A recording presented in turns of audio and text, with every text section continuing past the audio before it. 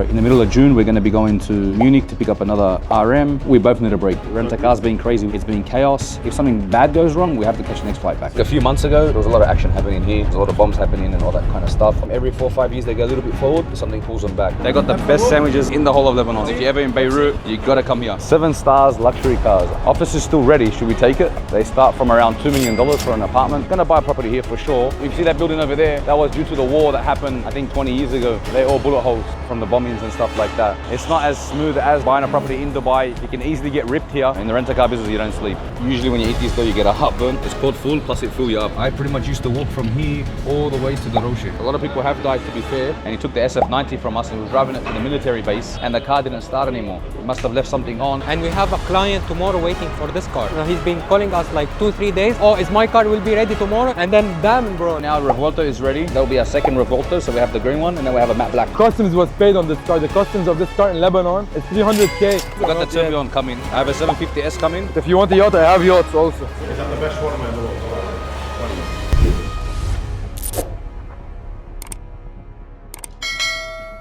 So right now, we're at Dubai International Airport. We're going to Beirut, Lebanon, me and Ryan, and we're taking you guys with us. My friend called me. He's opening a nightclub in Lebanon, and he told us that we have to come down and visit him and be there for the club launch. So of course, when a friend of mine wants to have something that's positive, of course I'm gonna go there and support him. Ryan's also from there, so he's gonna go visit his family, and I'm gonna go eat some good food. And I'm gonna go see a friend of mine that I sold the McLaren to. He's still got it. It's a 765 LT, and go see out his car collection, some nice cars in his fleet. We're only there for 2 days. We are still working. Our phones are on us. The weather is amazing. The weather's amazing, starting to get hot in Dubai, but at the same time, I would have traveled for longer, but I have too much stuff going on this week. In the middle of June, we're going to be going to Munich to pick up another RM, buy some cars as well while we're there. We're going to go visit the Novatech factory and another trip to Sweden to go to the Koenigsegg factory to see our progress on the Gemera. You're here, and when you're not in the showroom, Ryan runs the showroom. Yes. What's going on? So right now, we both need a break. We've had a very busy season since last year in October. It's been chaos from, accidents to breakdowns to upgrades to dealing with clients that are just headaches, and then obviously the positive stuff. So who's running things like this? We've got Aiden. Aiden's there.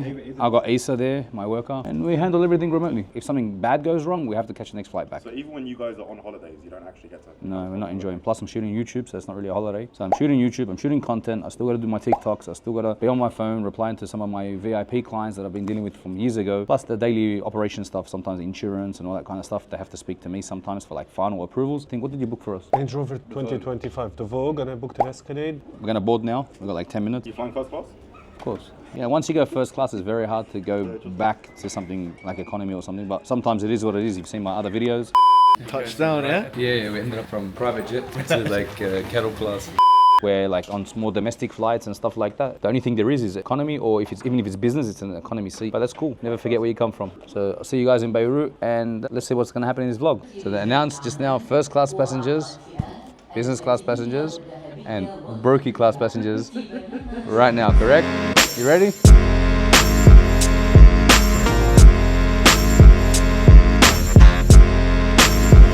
So we just got down. How you feeling, Ryan?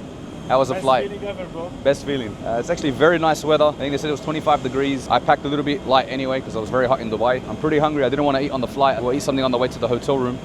Ready? They picked me up, the VIP service. This is the VIP of Lebanon. How was first class? It was very good. You guys delayed. Yeah, we were at the back with the broken section.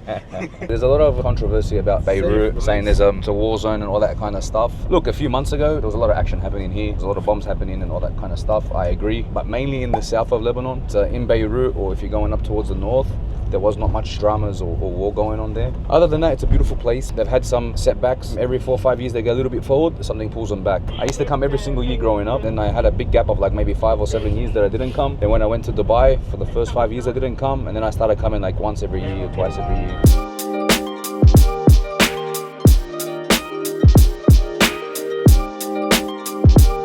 Where are we? We are at Barbar. This restaurant's been around for like God knows how long. They got the best sandwiches in the whole of Lebanon. So there's one in Dubai that opened like 2 years ago. It's really, really busy in Dubai, but this is the OG. If you ever come to Lebanon, if you're ever in Beirut, you gotta come here. You gotta try it out. So they got everything.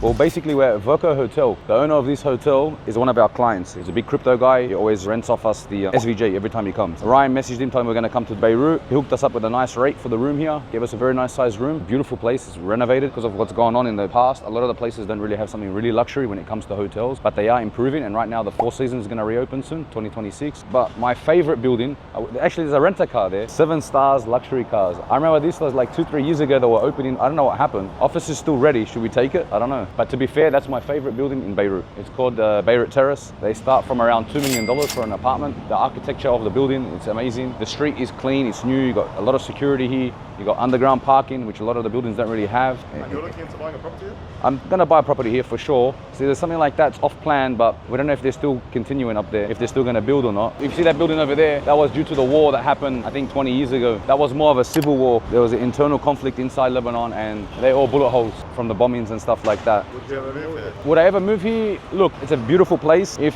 things do get better, it will be very good for business. Would I live here? Of course I'll live here, but I won't move here full time. Over there's Damak, so that's called the Damak Versace. That's where I usually stay when I'm here. I was about to buy an apartment a year and a half ago there. I was just about to do the deal. It was $1 million US for a 3-bedroom overlooking the sea. So from there, you got a nice sea view to there. It's a busy street, yes, but most of Beirut is busy. And it's got a big population for a small country. Unfortunately, there was too much politics when I was trying to buy it. Too many people got involved trying to make commission. It's not as smooth as buying a property in Dubai. You can easily get ripped here. So you got to be careful who you're dealing with. I didn't buy it, but now I'm actually looking back into it. Beautiful building. I'm only getting it as a holiday home. So I didn't want to spend like $3 million or $4 million US on an apartment that I'm going to come and spend maybe 1 week every few months. I'll take something in the Damak. $1 million US is good because I don't like to Airbnb my stuff or I don't like to rent my stuff out. It's going to be an asset, but it's not really bringing me an income. It's just like, instead of leaving money in the bank, I know I got an apartment. So I'm going to still look into that. What other countries would you buy an apartment in? I bought the one in Greece. I'll buy one in Miami. I'll buy one back home in Australia. London, I was looking, and then one of you guys told me it's no good. It was off plan. It was in Woolwich, and there was one in 9 Elms. So I was going to buy one of those, and then someone sent me an article saying, look how many stabbings has happened there and all that kind of stuff. So I didn't buy it. If I was going to buy somewhere there, it'd probably be around Westminster, I think. Somewhere pretty posh and safe. Dubai is the best place to invest, to be fair. When it comes to properties, I got the real estate company. We specialize with a lot of properties, and we're doing very well. And everything that we've bought, we've made money, definitely. I just thought to have something else in another country. At least if I go there, I got my own place. I'm at that time now, like I've got my cars, I've got the hypercars coming. Whatever I start to bring in as an income, what I'm going to do with, not what I'm going to do with it is like reinvest it, but I don't have to go for like crazy investments anymore. Something that just be, so you own something and it's just nice.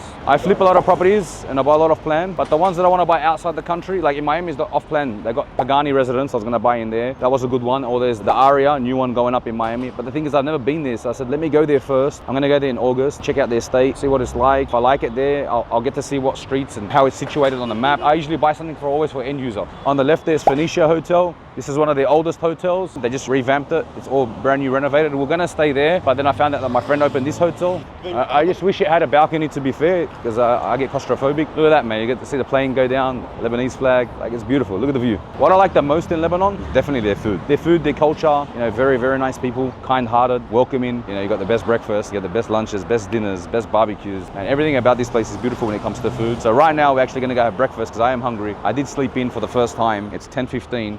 Well, I was awake at 7 a.m, but then I went back to bed for a bit, woke up again, went to bed for a bit, checked my phone, replied to clients. In the rent-a-car business, you don't sleep. So now I'm gonna take you guys to a place, grab some nice breakfast pizzas, we call them money-ish, and from there we might hit downtown, go see some stores, do some shopping. Let's just see how it goes.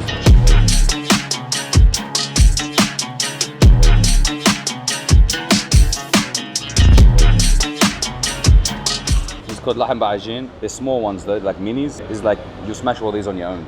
To be fair, you squeeze some lemon on it. Usually when you eat these though, you get a heartburn because of the tomato and all the acid and all that kind of stuff. Let's give it a try. I reckon it's one of the best. Ooh. Banging. It's called fool.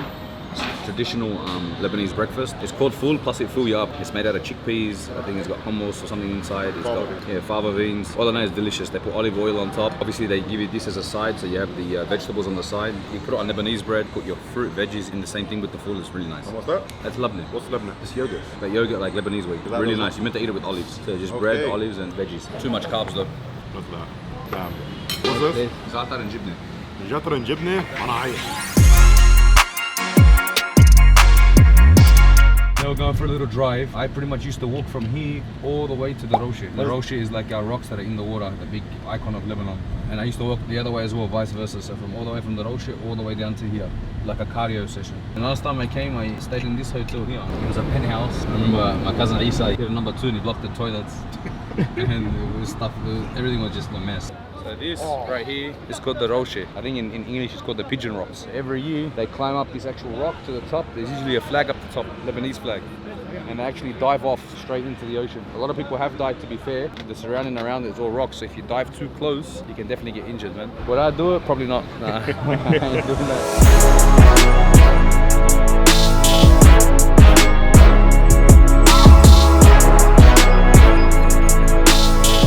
Basically, we had someone that's in the army and he took the SF-90 from us and was driving it to the military base. And once you're inside that military base, you can't really access inside that military base. And the car didn't start anymore. He must have left something on. The battery died. What's going on? What happened to the car? So basically the client forgot to charge the car and the car is locked now. We cannot open it. We're trying to get the manual key, but the manual key is not working. So we're trying to check another plan or another thing. This one is Ferrari SF-90, it's 2 million car. We put it under forklift. My heart was like boom, boom. Like can't do nothing, but let's hope it will work without breaking anything, because in the first stage we had to break the glass so we can reach the car from inside. It's a little bit big problem, because if the key didn't work, we had to send it to Ferrari, and we have a client tomorrow waiting for this car. So he's been calling us like 2-3 days. Oh, is my car will be ready tomorrow? And then damn bro, like look, and this happened now, you know.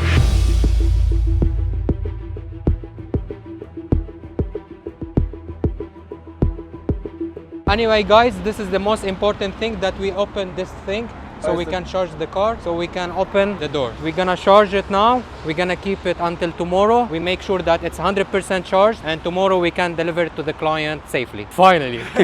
The car is already at the showroom. We managed to get a forklift. We got an exception because nothing is allowed there. You're not even allowed to use the military's forklift. We got the car is in the showroom and it's working now. Charged, everything ready to go, yeah. Ready to go. And apparently someone you know wanna buy it. Yeah, so the guy that bought our F8 Red last week, his best friend wants the SF-90. We cut a deal today over the phone. He's gonna send me a deposit. He wants me to send it to the garage and make sure it's all clean and ready for him to go. When we get back, we're gonna close those 2 deals, then we're gonna upgrade those 2 cars. So we're gonna go for a SF-90 Spider now, and for the F8, we might just switch it to a Urus because we have more demand with the Lamborghini Urus. Less headaches, less damages, less fines, easier to push. There's a lot of demand for it right now for us. So we've got some big cars coming before the summer vacation. And then I just spoke to my guy right now. Revuelto is ready. He's gonna send me photos updated from the factory. I gotta pay for that next week. That'll be here next week. We just have to put PPF on it, then that's ready to go in the fleet. That'll be our second Revuelto. So we have the green one, and then we have a matte black. So that's gonna be in the fleet now. And then 750S comes in September. Another one in Spider, the one we spec'd last time. And what else do we have on order? Some Uruses. So basically all other rental cars and whoever is in this field at the start of off-season, they kick back, they don't buy cars, they wait for the next season. Ahmed is not like anyone else. We buy cars.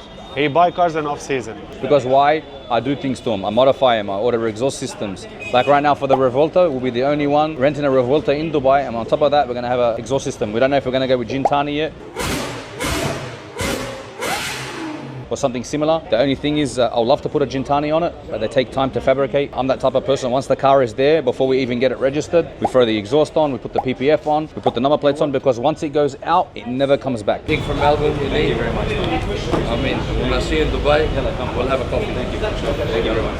Who was that? That was basically someone that recognized me from socials or TV. He's like, I don't know where I've seen you, but I know you're from somewhere. You're from Sydney, right? I'm like, yeah. He's from Melbourne, so it's a different state. He goes, you have cars, right? I'm like, yeah, in Dubai. So he must have seen me somewhere. I took my number down. He's in oil and gas. When he comes to Dubai, he wants to meet up. It's all about networking. You never know where we can do something along the line, maybe make business together or be one of our clients. Recently you were on an Australian TV show. Have you got a lot of messages about that? Yes, I did. My phone blew up. That was basically the Channel 9 sunrise show. So it's like a morning show. It's called the Today Show. Every morning they play like an hour every morning between 8 and 9, for example. So everyone that's like on the way to work or sitting at home watching the morning show, I was on that Today Show. A lot of my friends were shocked, like, what the hell are you doing on TV? And then you got the haters. Oh yeah, he's on TV. Oh. But for everyone that loves me and watches me, thank you guys. For the haters, you can keep hating, and you guys are watching anyways. Good channel, mate. Good luck. Thank you, man. Appreciate you. I see the hate that's Thank you, man. stronger than Thank you, bro. Champion, man. He's a nice guy. And he's like to me, I watch your channel, and he goes, don't worry about the haters. He actually said it, so he must have been reading the comments. Yeah, so we just left now. Where are we going now? We're gonna go to park the car at the hotel, jump in with us. We're gonna go past to see my other friend.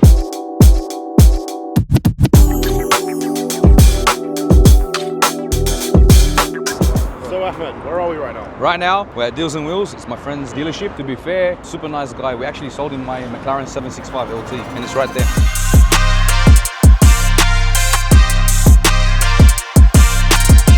beautiful place. Habibi, Man, it's amazing. how's everything? You got some nice cars. It's a new one. We're still under construction. You got some nice cars here, man. Not like you, but That one's something special though. It's from you. They've gone up in price. Yes, a Yeah. bit. Customs was paid on this car. The customs of this car in Lebanon is 300k. Was it already paid? Yeah, exactly. That's what we should have put the price up. Yeah, ليه ما قلت لنا قبل؟ You know They the should've put the customs price of this I car. have an Aston Martin if you want. Also? Same one, Lebanese Aston Martin. The Vantage is from Lebanon. If you want cheap, I think cheap. Yalla. Super cheap. I'm ready to buy everything. Anytime. It's actually cheap. And we actually sell it. It's black color. I think 85. I'll take it, no problem. How's this baby about? Good? It's all good. I see it all over But social you know media. the mileage on it? How much mileage now? It's double. It was like around 9,000 when I bought it from you. But to be fair, it's still Now very, it's like around 18,000. very clean, man. Or our rentals, they get thrashed. You're not looking at getting into rentals? Too much headache. Honestly, I have a rental company in Lebanon, but not on luxury cars. Like normal cars, like an Escalade. How's it going? Good?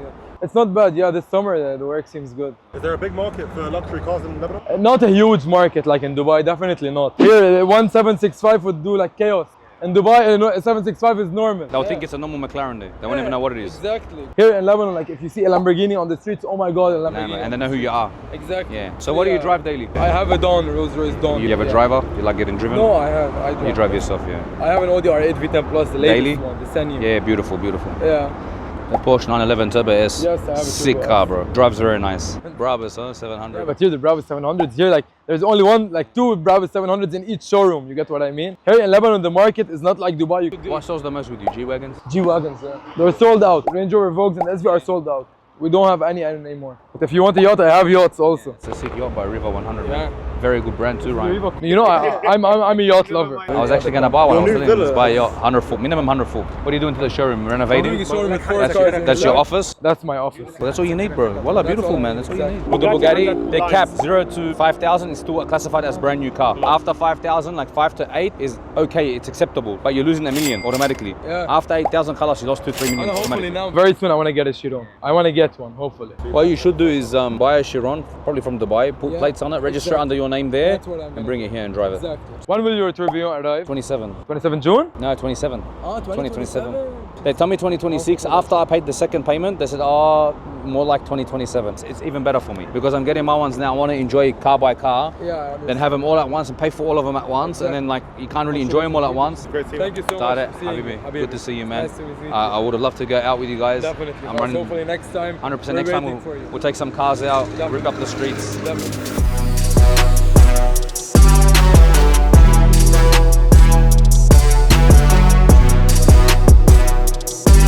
Ahmed, Yo, how long have we been in Lebanon now? 3 days. How many shawarmas have we had? None, 0. What? It's very unusual. Usually we eat like every day a shawarma.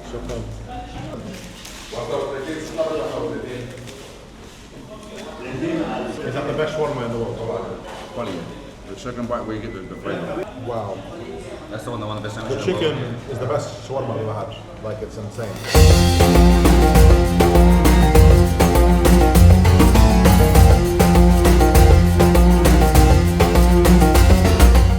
Right now, we're on the tarmac. We're going to our aeroplane. They're driving us as a VIP service. I think we're running late though. I think they forgot about us. So everyone's just chaos. So, yeah, and as we'll come into the airport, they're doing the streets. The tarmac's getting all redone. I think they're investing a lot of money back into the country, and we're hoping for peace and for the whole place to just get back on track where it should be. So we're going back to Dubai. We'll be in Dubai. It used to be a 4-hour flight. Now they changed it to 2 hours and 50 minutes because they can fly over Syria, which I didn't know. With Emirates, they don't fly over Syria, but now they do. So we'll be in Dubai in 3 hours. So that's crazy. So that's it, guys, for this episode. I didn't get much because we couldn't shoot everywhere we went. We're gonna go back to Dubai. We've got some exciting news. My Revolta just arrived. I'm gonna go get PPF done to it, and we'll see you in the next episode. Bye.